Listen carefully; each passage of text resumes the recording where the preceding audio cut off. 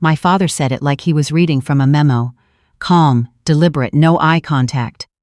"We've decided the Napa trip isn't the right fit for you this year." That was it. No explanation beyond what came next, which was worse. "The people we're meeting, they have certain expectations. You'd feel out of place."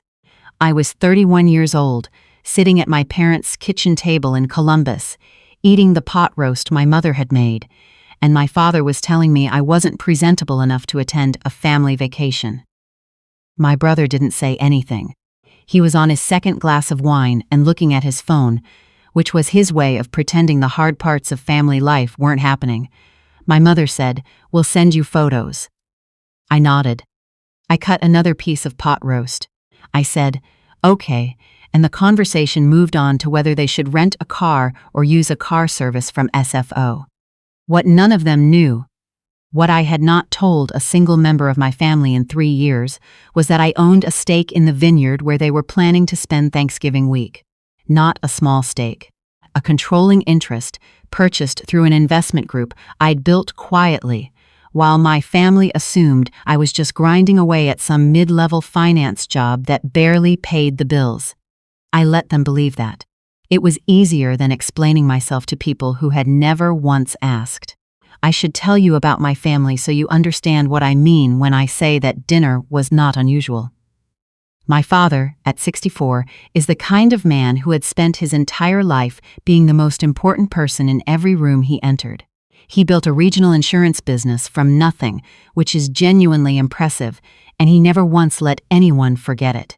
He measures people in a very specific way. How much do you earn? Who do you know? And does associating with you make him look better or worse? That's the whole rubric. I figured it out when I was about 15, and it explained so many things. My brother is 35. He works for our father. He is charming and easy and never had to fight for anything, which is not entirely his fault, but has made him someone who doesn't quite know how to fight for anything. He married a woman named Gretchen who is perfectly nice and who learned very quickly that the way to thrive in our family was to agree with my father at dinner and not ask difficult questions. And then there's me. I was the one who didn't fit the shape they'd made for daughters. I was quiet when they wanted cheerful. I was serious when they wanted light. I asked questions my father found exhausting. I chose finance over the business administration track he'd mapped out for me, which he took as a minor betrayal. When I graduated and moved to Chicago instead of staying in Columbus, he said, "Well, I hope you know what you're doing," in a tone that made clear he did not believe I did. I had been a full scholarship student. I'd been recruited by 3 firms before I graduated.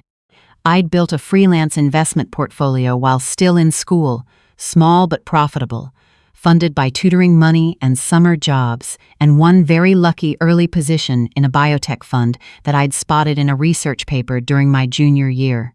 But because I didn't talk about it, because I'd learned early that my achievements were received not with pride but with comparison, usually unfavorable ones, to my brother's more visible successes, my family had constructed a version of me that bore very little resemblance to who I actually was. In their version, I was the daughter who was finding herself, who had potential but hadn't quite landed yet, who would probably be more settled once she met the right person. I stopped correcting them. It took too much out of me, and nothing ever changed anyway. So when my father said the Napa trip wasn't the right fit, I didn't argue.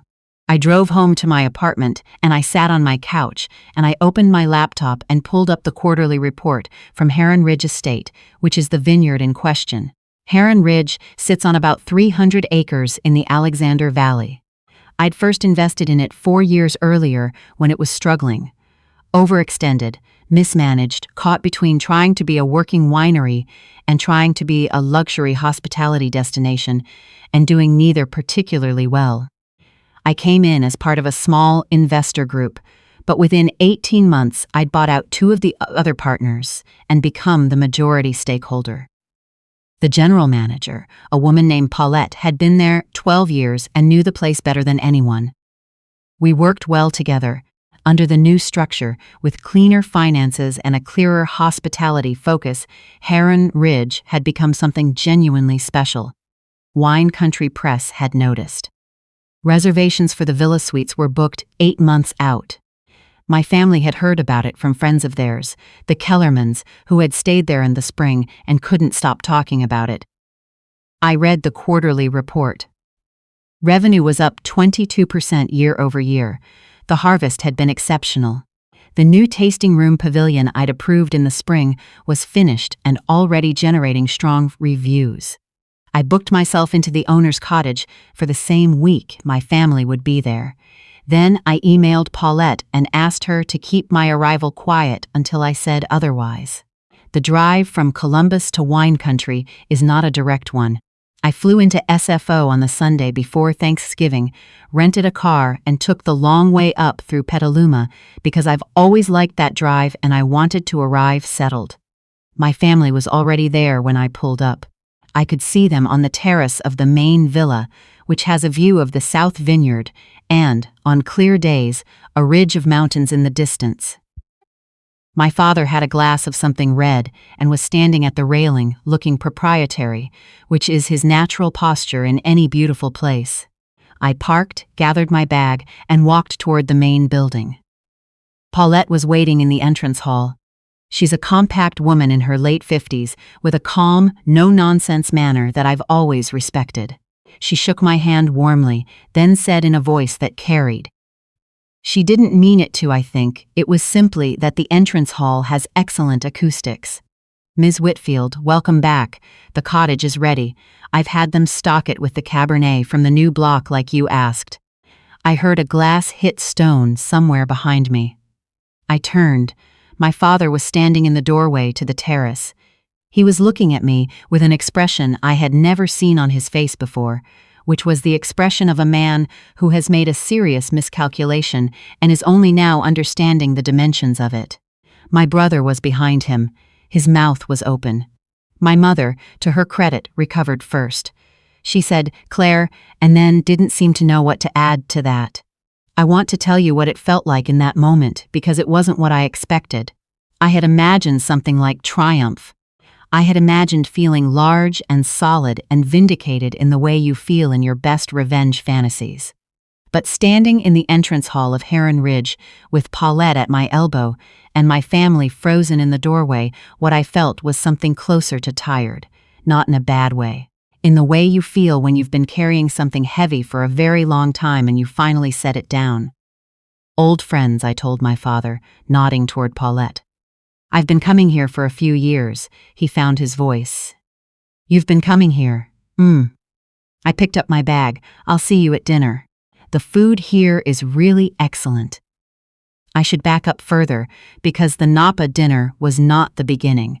It was the culmination of something that had been building for years, and you need to understand the pattern to understand why it mattered. I was 22 when I got my first real job at a mid-sized asset management firm in Chicago. The base salary was $74,000, which felt enormous to me at the time. I called home to tell my parents, and my father asked if I'd looked into the benefits package because that's where you can really tell if a company is solid. He did not say congratulations. My mother asked if there was opportunity to meet people there, meaning I understood men who might marry me. My brother got a position that same year at our father's company. He was made an account manager on day one, which was not a role you typically gave a 23-year-old with no experience, but it was our father's company, so the normal rules didn't apply. They took him to dinner at a steakhouse, and my mother cried a little from happiness. I am not telling you this to cast myself as a victim. I made my peace with the double standard a long time ago, or I thought I had. But I want you to understand the ecosystem I was operating in, because it explains why I never told them. When you grow up in a family where your achievements are either minimized or used as ammunition, why can't you be more focused like your sister, which my brother was actually told? Poor him, which made things worse between us for years. You learn to protect the things that matter to you. You keep them close. You don't put them on the table where someone else can rearrange them into a story about their own narrative. My investments were mine. The work I'd done to build them was mine. Heron Ridge was mine in all the ways that mattered. I hadn't planned to keep it secret forever. It had just never been the right time to explain. Dinner, the first evening, was at the estate's main dining room, a long table under pendant lights with a view of the vineyard at dusk.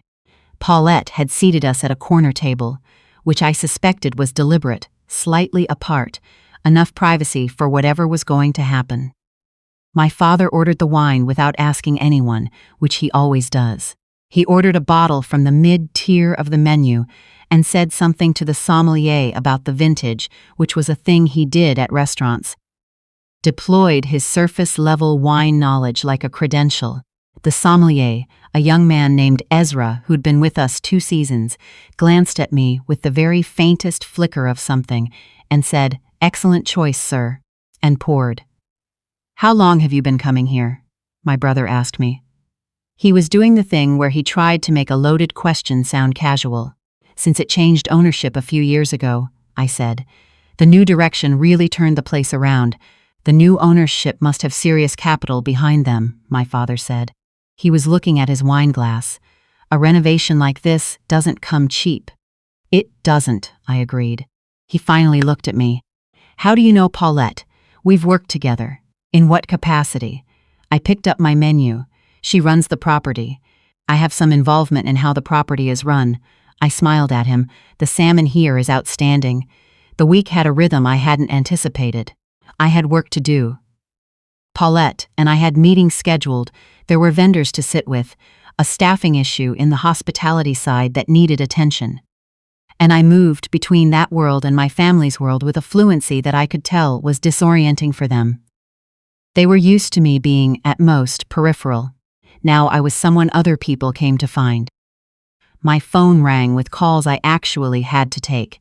Staff addressed me by name, and with a deference that was polite but unmistakable. My mother started watching me the way you watch someone you thought you knew but are suddenly not sure about. My father started asking more careful questions, not aggressive ones, careful ones. What was my role exactly? How long had I held it? What did the structure look like? He was recalibrating, and I could see him doing it, which was strange and a little sad, and also, I'll be honest, satisfying in the way that only decades of accumulated frustration can produce when it finally finds a release valve. My brother, who I've always understood better than my father because we grew up in the same house and I know what it costs him to be who he is, went quiet in a different way. A thoughtful quiet. On Wednesday, he found me on the walking path between the guest cottages and the barrel room and fell into step beside me. "I owe you something," he said. "You don't, I do." He was looking at the vines, which were bare by then, November, stripping them down to their essential architecture. "I've let a lot of stuff slide, things Dad said to you over the years, at dinners, at holidays. I'd just stay quiet because it was easier, I know. That was wrong of me. I thought about all the dinners, the years of carefully aimed comments dressed up as concern. The way my father would shift the conversation whenever I said something that might require acknowledging me as capable. The way my brother would refill his wine glass and look at the ceiling. "Yeah," I said, "it was." He didn't offer excuses. That was new. The old version of this conversation would have come with a lot of context providing. "A lot of you have to understand how Dad is, and you know he means well." He just said it was wrong and left it there, which was the most honest thing he'd said to me in probably 10 years. We walked to the barrel room in silence, and I showed him the tanks, and he asked questions that were actually intelligent about the fermentation process. And for an hour we were just 2 people who happened to be siblings, which is something we had almost never managed to be. The harder conversation was with my father. It came on Thursday, the day before Thanksgiving, when he appeared at the door of the cottage at 9 in the morning. I was on a call, so I held up a finger and he waited on the porch, which I could tell cost him something. He is not a man who waits. And when I came out with coffee, he was looking out at the vineyard. "I want to understand," he said. I sat down. "What specifically?" "All of it." He turned from the vineyard. "How long has this been going on? The investments, all of it." "How long have you been doing this and not said anything?" I thought about how to answer that. "A long time," I said finally. "Since before you thought I was capable of it." He absorbed that. "I need to know if I pushed you to keep it from us." It was a more self-aware question than I expected from him, and I said so. "I've been doing a lot of thinking this week," he said. "The short answer is yes," I told him. "Not intentionally, but the environment you created. The way things got discussed in our family, the way success got framed, what got celebrated and what didn't. I learned early that my achievements were safest when they were mine alone, so I kept them that way." He looked at the table. For a long time he didn't say anything. "I failed you," he said eventually. The words sat there between us. He didn't try to explain them or qualify them, which was unlike him. He just said them and let them be true. "I'm not going to tell you it fixed everything. It didn't. You don't undo decades with an admission on a porch over coffee. But something shifted, the way large things shift, slowly, and not all at once, and with the understanding that the work of it is ongoing." "I'm not looking for an apology," I said. "I'm looking for something different going forward. If you can do that, then we have something to build on. What does different look like? Ask me about my work like you ask my brother about his. Call me when something happens in your life, not just when you need something. Stop explaining me to your friends as the daughter who's still figuring things out." He nodded. "That's fair. And stop ordering the wine without asking." He almost smiled. It was small, but it was there. Thanksgiving dinner was in the estate's main room. Long tables set up for the guests with the house's own wines paired to each course. Paulette had arranged for my family to have a table near the fireplace, which in November, with the vineyard bare outside and the light warm and low, is one of the most beautiful places I have ever eaten a meal. My father sat down and looked at the wine list and then looked at me. "What would you recommend?" he asked. It was such a small thing, but it was the first time in my adult life he had asked me that question, asked for my opinion on anything, really, in front of other people, and without a follow-up that redirected back to his own view. I looked at the list. "The Reserve Cabernet from the East Block," I said. "We held it back an extra year. It's not on the regular menu, but Ezra can get it for us." He nodded. "Let's do that."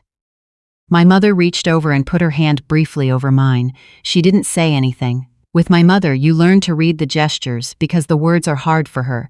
It was enough.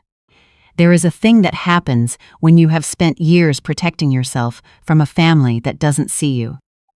You build walls that are very efficient at keeping out the harm, but they keep out some other things too. You stop expecting to be surprised by them. You stop leaving room for the possibility that they might change. I am not a person who believes in grand transformations. I've watched enough family dynamics play out over enough years to know that people are largely who they are, and the best you can hope for is movement at the margins. But margins matter. Margins are where real life happens. My father has called me twice since we got back to Columbus, once to tell me about a problem he was having with a supplier and to actually ask what I thought. Once just to check in, which was something he had never done in my memory. The calls were short and a little awkward, the way things are when you're learning a new language at 64, but he made them. My brother texted me a photo of himself at a community college, registered for an accounting course. He said he wanted to understand numbers the way I understood numbers. I told him it was a good start, and to let me know if he wanted to go over the fundamentals sometime. He said he would. My mother sends me recipes. I don't know what any of this becomes. I know that we are 4 people with a complicated history and a lot of accumulated scar tissue, and the decision, finally, to try something different. That's not nothing. That might even be everything. What I know for certain is this. I built Heron Ridge without their knowledge, or their blessing, or their belief that I could do it. The vines don't know who approved of the investment. The wine doesn't taste different because my father thought I was still finding myself. The work was real and the result is real, and none of that required their validation. But here is the thing I didn't expect, the thing no one tells you about building a life quietly in defiance of the people who doubted you. When they finally see it, when they finally look at you clearly without the lens of their assumptions, it matters more than you thought it would. Not because you needed it. You proved you didn't need it. But because being known, actually known, by the people who share your blood is something different from being validated. It's older than that. It goes deeper. I sat on the porch of the owner's cottage on the last morning, coffee in hand, watching the fog come off the ridge the way it does in late November, slow and gray and absolute, and I thought, I don't have to choose anymore between protecting myself and letting them in. I can do both. I can hold the boundaries and leave the door open. I can know my own worth without it, depending on whether they finally see it. They're trying. I'm trying. That's where we are. It's not the ending I would have written 5 years ago. It's better than that. It's real.